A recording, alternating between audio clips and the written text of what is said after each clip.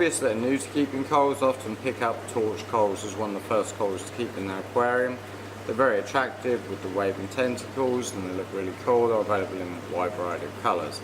However, they are one of the more difficult LPS to keep and certainly not ideal for a beginner at all.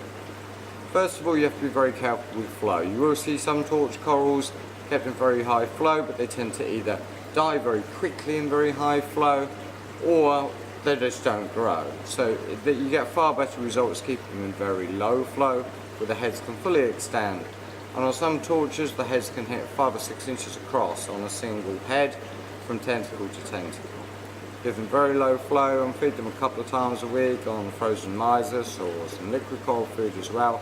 But I find frozen mysis works really well with them.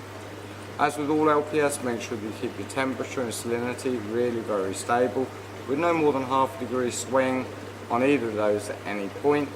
Keep your nitrates as low as possible and certainly nothing above 5 ppm, as that will really retard growth and reduce coloration on the coral.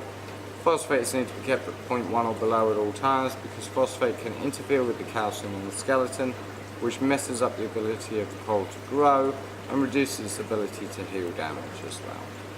So keep them very low flow, very good water quality, and make sure you feed them and the torch will do very well.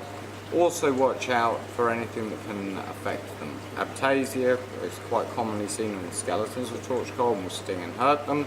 A lot of fish will eat torch coral as well, so bear that in mind with your stocking. And clownfish will sometimes try and host into a torch coral instead of being hosted by an anemone, and their wriggling around in it can often prove fatal for the coral as well.